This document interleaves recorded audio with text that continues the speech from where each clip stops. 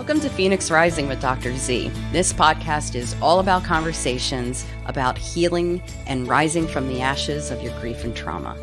In this podcast, we will be deconstructing and highlighting the different aspects of grief and loss. I'm your host, Dr. Christina Zampatella.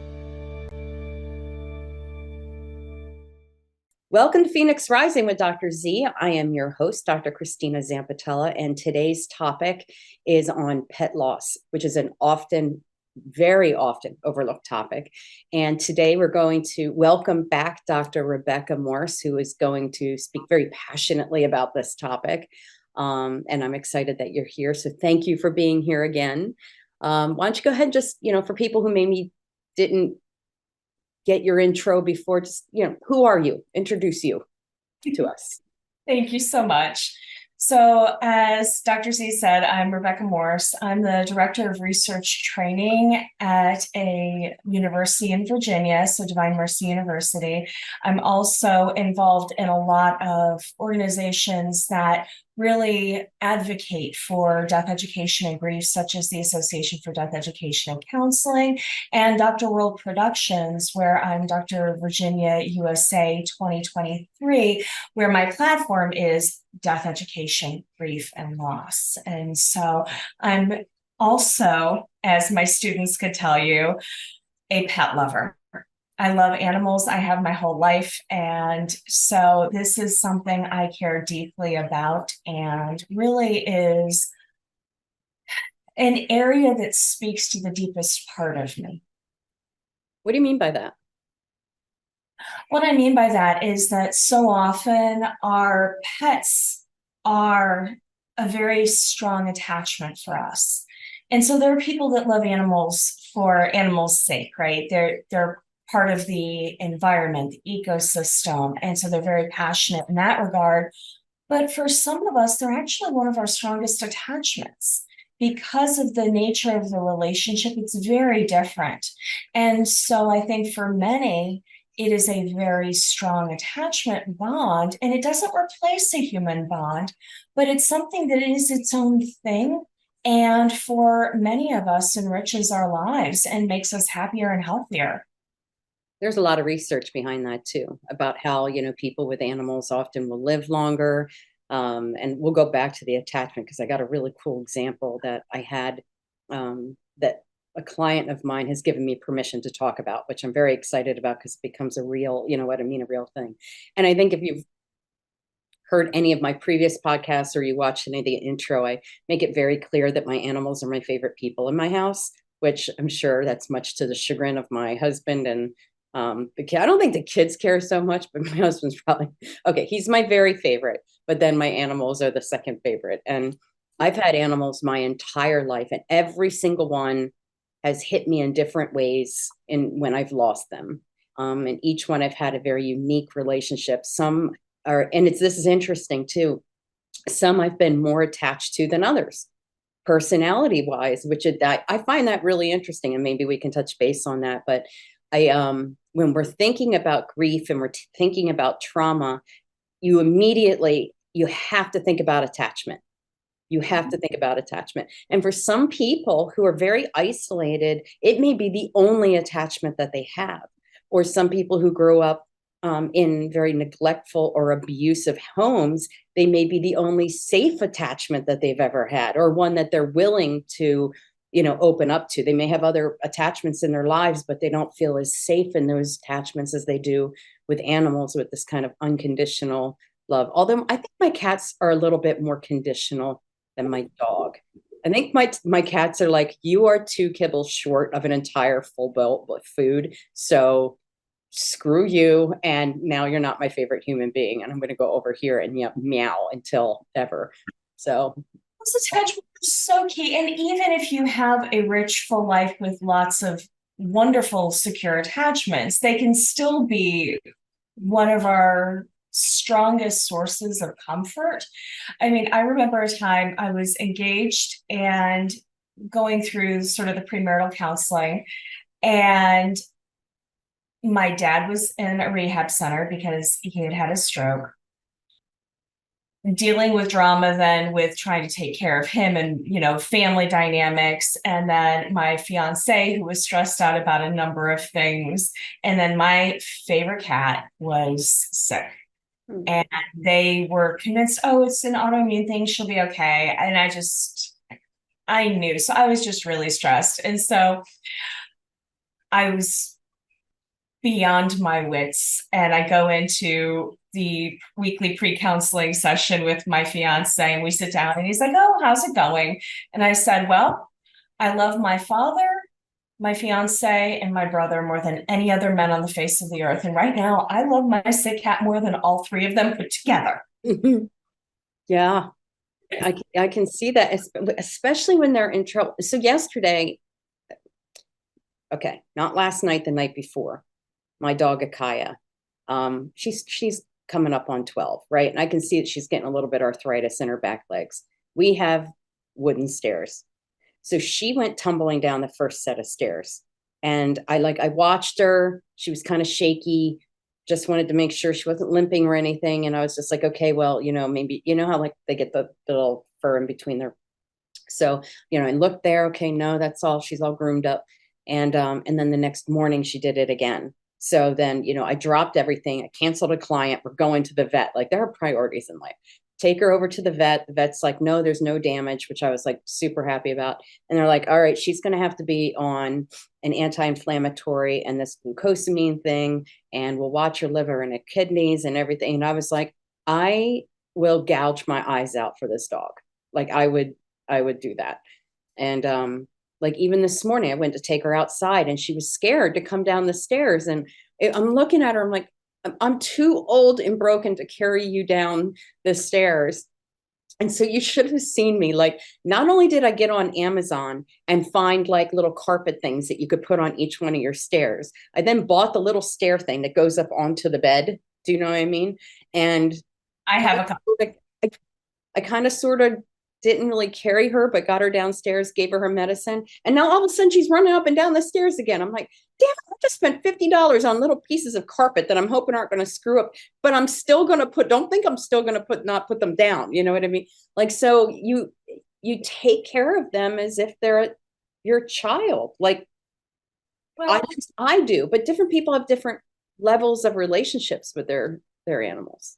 And that's something that's also really important, is recognizing that I think one of the things that is so unique about pet loss as opposed to some of the other types of losses is that because there's such a variety of relationality between humans and animals, there is not a standard sort of set of expectations. Like, most of us have an idea of how we relate to siblings, to parents, to children, to spouses. Mm-hmm. That makes it a little bit easier, I think, to understand when somebody says they've lost someone. In fact, usually it's when somebody says they've lost someone, you're like, oh, I'm so sorry. And they're like, no, it's okay. Like, that's harder for us to wrap our heads around. Whereas with animals, you can have a relationship that's based on sort of an economy. So you have a farmer who may be deeply considerate and caring of their animals, but they're not going to necessarily attach to them the same way someone would who has a domesticated pet. Mm. Right. And with that domesticated pet, I think one of the things that also makes it particularly challenging is that what I've seen and experienced myself, there's the disenfranchisement of the grief, where the relationship isn't socially supported and recognized the same way it would be a human one. And I'll talk more about that in a little bit. The other piece of it is the guilt piece. In some ways, it is harder than any other human relationship in the sense that they don't verbalize.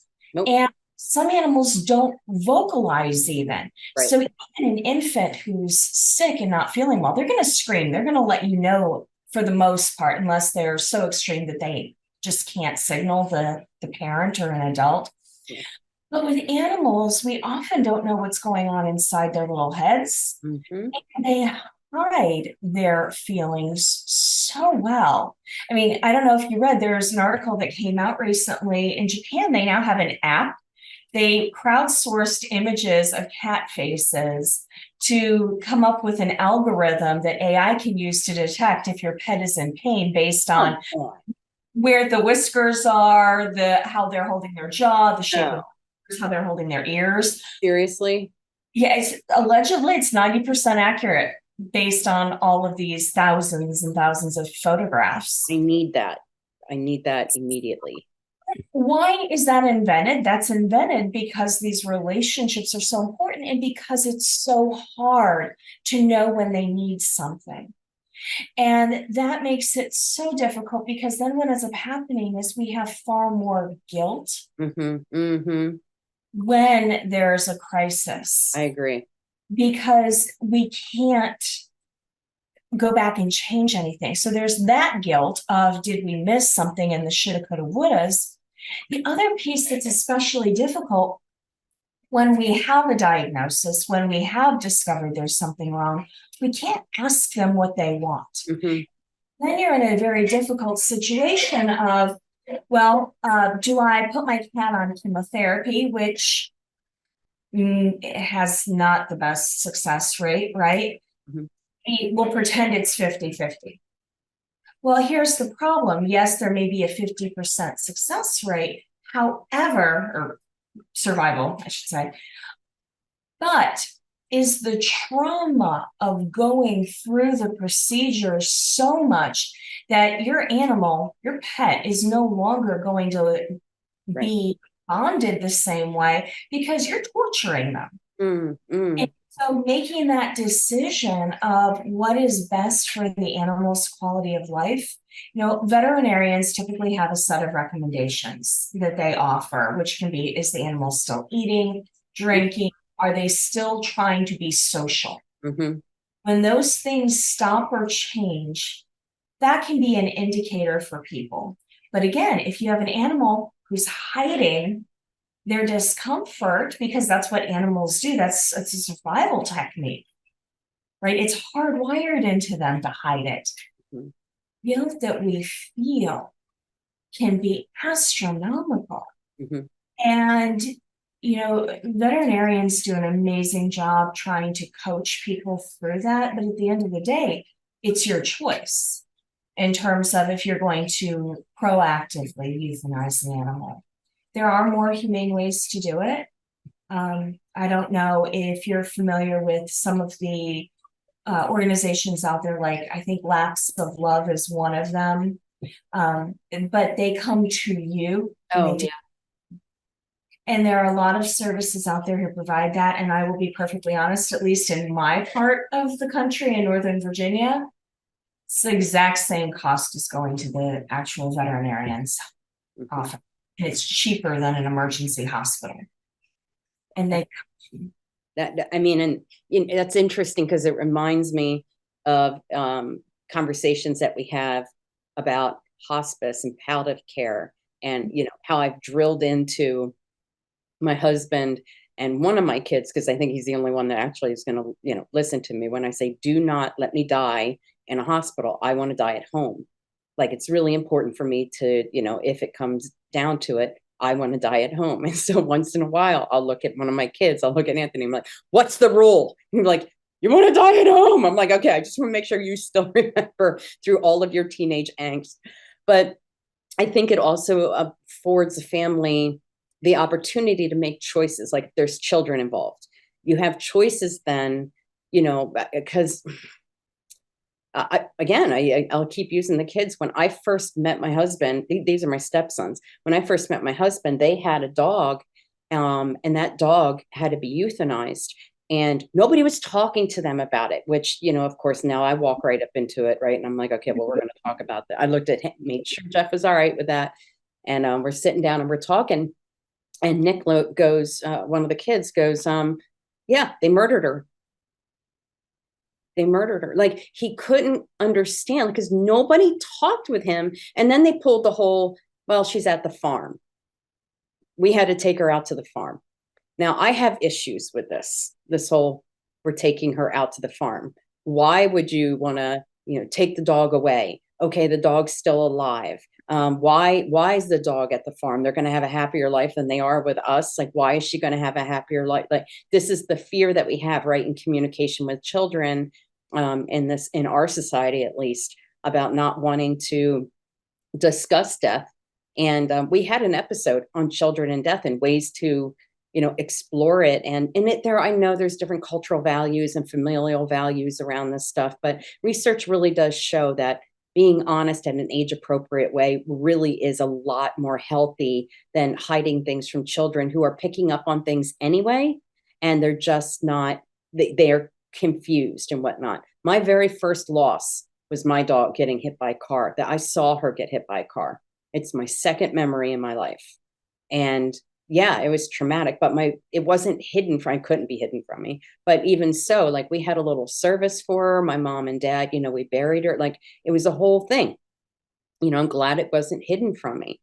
So I know I'm jumping around there a little bit, but I have a lot of like thoughts about, the how do we navigate people's individual belief systems and their needs around their animals and the loss of their animals. And like, even on the Facebook pages that I belong to, I'll see people who said, oh, I lost my 22-year-old cat from, I've had my entire life, so I'm looking for a kitten, blah blah blah blah blah. I mean, like, an immediate, what do you think is going on there?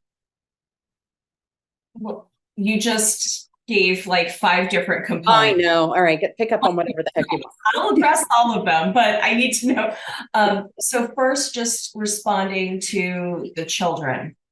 My stance on that. I have an op-ed I wrote in MedPage today about not lying to kids, right? We don't do them a service, we do them a disservice.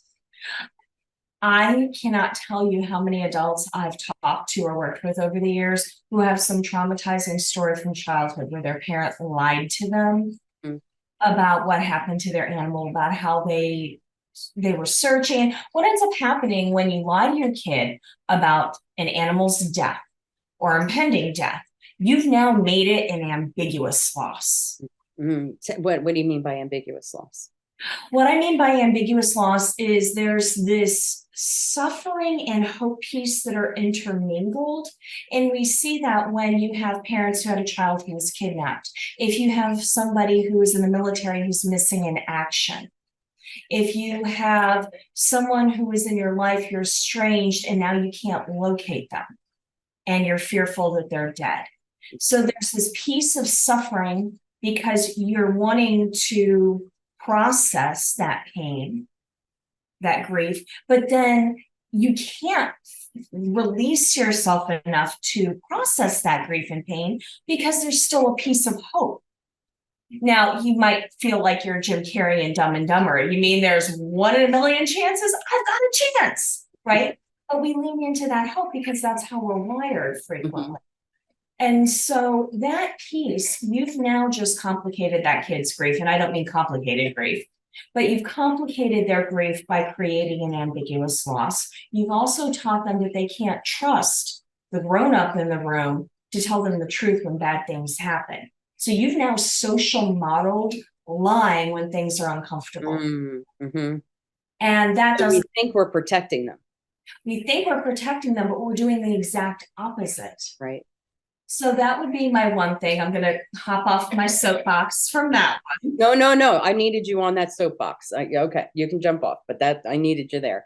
Yeah, and I should send you a link to the MedPage today so you can see the article and possibly tag it. Tag it right on that. Yeah, no, we'll tag it right on the YouTube thingy. Okay, perfect. I'll send it to you. But the other piece that you mentioned that I want to address is circling back, and I totally just lost my train of thought. I get so passionate about kids. It was what you had ended with. Oh, the cultural differences piece. Yeah. That was one of the other things because there were 3 that I wanted to really address. With the cultural piece, I think that just recognizing that there are differences is a really good starting place. Recognizing that the family structure is one thing, but you can respect the family of origin and that culture without necessarily lying. What you might have to do is work with the grown-ups to be proper for that culture. So for example, if it's a culture where the head of the household is the oldest male, then working with them and using psychoeducation. Hey, these are things that you could do, you could talk to. It's not perfect, but it can work. That can be a way, an avenue Mm-hmm. to navigate that. And recognizing that, again, those animal bonds are very different across cultures. But that also means then the grief is going to be somewhat different in how it's experienced. Right. So you have to take that into account. Now, there was another thing you said, and that was the one where I derailed myself. What was the last thing you had said? I was talking about the kids, the going in, like, well, we talked about the lying and them going off, out to the farm. And then this might be a good place for you guys to edit. We're gonna figure out where the hell we left off. Just when I need another person in the room, this is where we need the other person in the room. Again, just edit this out. What the heck were we talking about? So, sorry, this is what I get for jumping all over the place. I got you. Because I had like this train of, oh, my very first loss was the loss of my dog. I don't know. Can you hear my cat? No, I cannot. Okay, because he's sitting at the door meowing because he's upset. But you got yours on your lap. If I let him down here, he'll start scratching my chair. All right, I think we're going to try to stop editing the part. But that was the last part that I was talking about, was right? No, that actually started one of Started the whole thing. your thought. Mm. Mm-mm-mm. So I don't know. Damn it. there were just so many good things in what you had said. Yeah, I had my own little, like, I take the scenic route with my train of thought. Crap. I can't remember what it was. That's okay. Well, if they're going to edit this out, where would you like to pick up? What would you like me to address? Well, I like what you did. Let's you said, how you address it with the family and each family's experience of their relationship with their animal. I would like a follow-up question of, like, all right, let's give our viewers and listeners like a really concrete example of what we could say, because that's what I'm going to hear from people. It's like, okay, well, I hear you saying that we have to do something, like, give me some examples of what to say. So that's where I'd like to pick up. All right. All right. Ask me a question and I'll answer it. Right. So I'm hearing you talk about, like, how different cultures have different relationships with their animals, and how different cultures may navigate communicating those conversations with their children. Can you give like a really just a concrete, this is what, if I was your kid and something had happened to our cat, like, tell me exactly some good ideas of how to approach that conversation. And maybe we can do it like based on a kid who's 5 versus a kid who's like 7 or 8, because the way we understand death and how we talk to children at different ages differs as they communicate, as they develop cognitively and emotionally. Language skills develop. It makes it easier for the expressive component of it so that they can share. So absolutely. So I think one of the things that is really key is to recognize that children are very astute and they pay attention to what's around them. Yep. And what I mean by that is that a 5-year-old, even if you've never used the word dead, they understand to some degree what death is, because I guarantee you somebody in their life has squished a bug. Mm-hmm. They have squished a bug. Right. And understand when they squish the bug doesn't come back.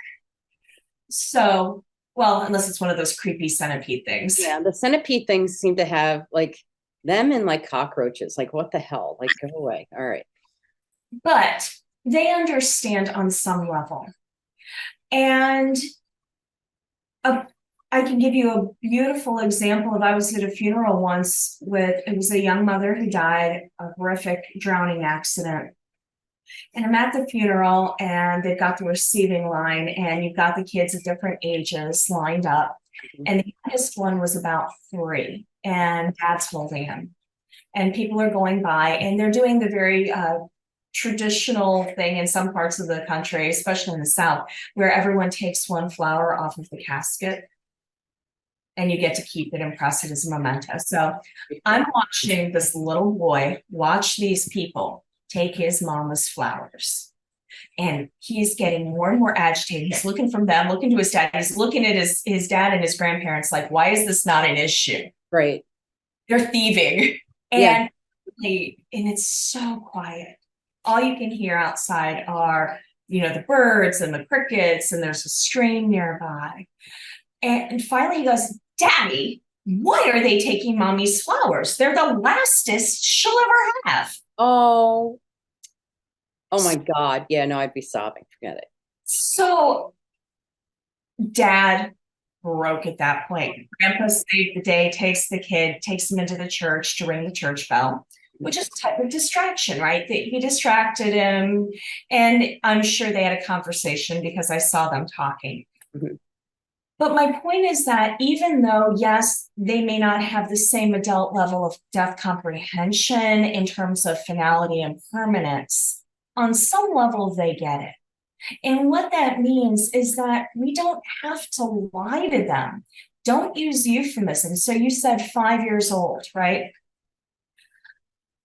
Being able to work within the fact that you'll have a range of what the child's experience and understanding are. So in terms of if it's their pet, I am a strong proponent of, especially if you can do in-home euthanasia, letting the child be present, because usually it's a very peaceful process. Mm-hmm. And a lot of those mobile vets do a great job of articulating it, because honestly, you've got an adult who's grieving already. They're going to break it down to a kid's level. Oh, yeah. Letting the kids be present. If the animal is dead somewhere on its own, like it crawled under a bed or in a closet or went away outside, because sometimes they do tend to shelter when they're dying of natural causes, letting them see the body and pet it and say goodbye. Yeah. If you're going to bury it, bury it. If you're going to cremate it, I have a few on my bookcase. I've got 4 of them upstairs. Yep. Yeah. And so explaining to them what cremains are. Mm-hmm. And recognizing that that's a way to keep them with us. These are things we can do. You don't need to give them a science lesson on decay and all of the other intricacies of the death process, the dying process, I should say. Mm-hmm. But you can tell them that the animal is dead, that they're dying. It's when you're in our field, obviously we tend to surround ourselves with people who are emotionally intelligent. Mm-hmm. And I lost one of my cats. See, and even there's softening language. I had a cat who died. Mm-hmm. And I had 3 honorary nieces and nephews that were right around that 5 to 6.5-year-old age range at the time that happened. And the empathy that the kids had, one of them asked her mom, my little Reagan, she's my flower girl in our wedding. She asked her mom if she could use her savings to buy me another cat that would look like Jadzia Dax. Okay, now you're just making me try to cry. That's not hurt as much. Wow. Honorary nephew Brenton asked his mom if he could train to be an airline pilot so that he could go to heaven and help me visit. Oh. And then my other one, Roman, he just jumped into my lap, gave me a hug, and he said, I'm sorry, that sucks. Jesus Christ. Okay. Adults aren't that good at it. Right? They're better at it when they're kids. It's amazing. So they each had their own way. Mm-hmm. Slightly different age range, but a lot of development happens in a year and a half. But you have a breadth there of just addressing my immediate emotions. One who wants to problem solve and realizes, well, I'm going to miss the cat here and now, so let's fix it. And another one who's recognizing, oh, well, maybe there's a way for you to continue that bond. Mm-hmm. Those are 3 very adult conceptualizations. Kids are smarter. If they can say Tyrannosaurus Rex, they can say cremation. Mm-hmm. I never thought that before. We're the ones that put the boundaries on their limits. Why Now, do we do that? Why do we do that? because we're trying to protect the essence of what we perceive as innocence, and it's to comfort ourselves because it is really hard to explain and describe and to go through that. Can we pause right here? Edit Yeah, this go ahead. my door. No, you're fine. There's someone at the front door and I don't want the doorbell. Yeah, no, that's okay. All right, guys, you're going to be editing here, just so you know. Probably spouse. All right, she's back. So these are all things that we can do to help them understand. So don't lie to them. Use the words dead or dying and death. Let them say goodbye. Now, sometimes you're not going to be able to, right? A true ambiguous loss that the pet runs away. Mhm. You can be honest with that. You can say, you know, they went exploring and they probably got confused and lost because it's a really big place out there. And we're going to do A, B, and C and hope they come home. And then after a while, if they don't come home and you're talking with the child, just saying, well, you know, hopefully another family found them and didn't know how to get them home because, you know, Fluffy or Fido can't give their home address. By the way, little kid, you need to know your home address in case you ever get lost, right? That's just me. Don't say that to your kids.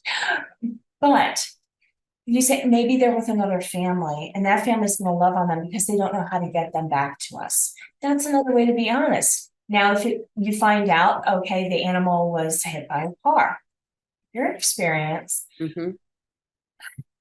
If it's possible to see the body, that would be amazing. If not, any sort of reassurance that that really was there, Fluffy or Fido, Yeah, can go a long way. like collars or something. Because I mean, I can imagine as a parent, I wouldn't want my kid to be exposed to something that's very traumatic like that. If But some kind of, you know, like here's a little, you know, little bit of fur that we took, you know, or like a collar or something. collar, fur, something like that would be wonderful. Obviously, if there's any blood or squishedness, Yeah. unless the child witnessed it happening, you don't need to go there. But there are ways to reassure them. That's the same thing adults need. We need to know that that really was our person, or in this case, our being. And so those are things that we can do that can be very helpful and can help sort of scaffold that learning. Now, the other thing that frequently we see happen with pets is there's this huge debate of whether to replace or not and how long do you wait. Yeah, that's it. And I was going to say, like, let's talk about that too. So I'd like that was the other thing that we were talking about, like how that may have been where I was going when I lost my train of thought earlier. we both lost our. This is what happens after 40, my dear. It just all of you who are over, you know, over the age of 40, start taking some kind of, I don't know, supplement to help with your brain. But anyway, go ahead. So in terms of the amount of time like that we wait to replace them. Yes. So in terms of the amount of time in the replacing, frequently when there are animals that are relatively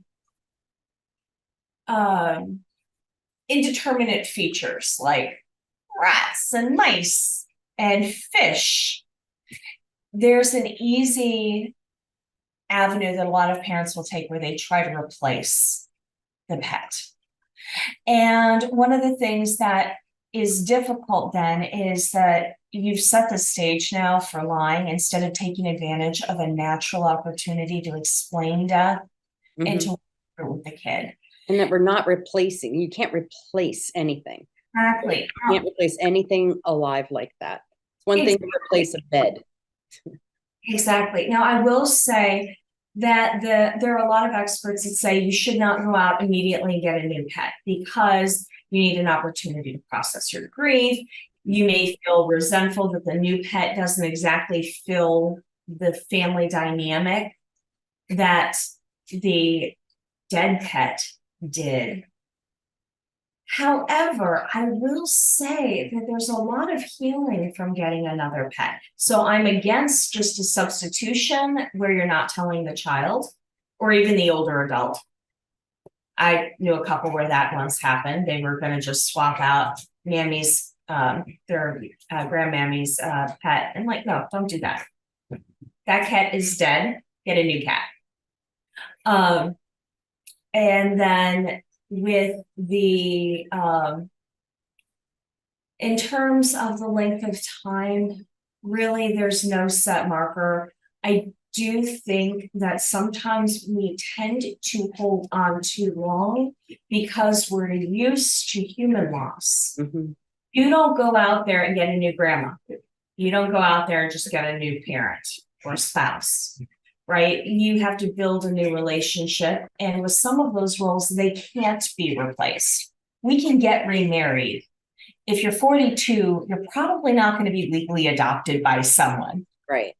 Right. Right. There's some relationships and roles that will never be replaced. The beauty of a pet, though, is that there are always animals who need love. And even though that pet that you lost can never be replaced, the interactions you had can never be replaced. Mm-hmm. The relationship being torn has left, you can get a new relationship. You can't go to Dads R Us, but you can go to PetSmart. Yeah. You know, I was thinking about a client of mine who, actually not a client, somebody who called in, and he, single older man.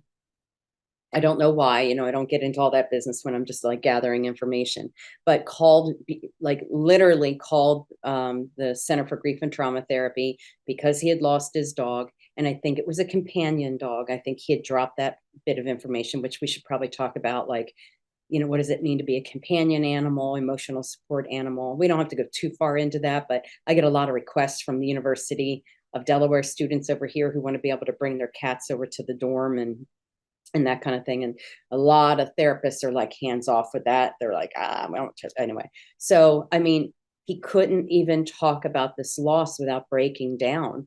He's like, that was the one other living attachment I had in my home. And he's seen me through difficult times. And there's always that, what do they say? If you put your wife and your dog in the trunk of your car and, open it up, a couple hours later, who's going to be happy to see you?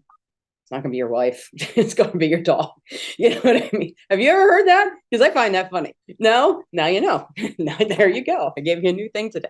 So just the loss that he had, and he kept saying, I know it's weird. I know it's weird. And I just kept trying to like, hey, this is not weird. This is very natural for you to be upset. There's many people who, are upset, that I've worked with. There was when I went to the ADEC conference this year, one of the breakout, one of the presentations was of a woman who actually has created, and there's several out there, but like an organization, like a funeral home for animals. And like, some people who want to have a casket and a service, and I mean, really go all out.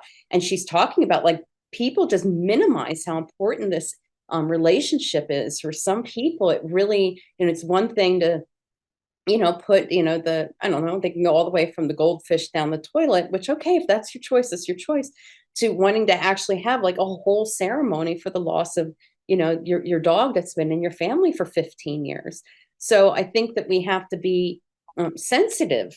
I mean, and you could like, there was just this sense that it was like, he just felt like, I'm a guy, I shouldn't be crying. I shouldn't be crying over this. And I just kept, kind of just being there, talking to him. And I said, well, guess what? We're starting a pet loss group. He's like, there's a pet loss group? I'm like, oh my God, I said, you're not alone. I said, your experience is your experience, but the loss of your, animal, you're not alone in suffering that.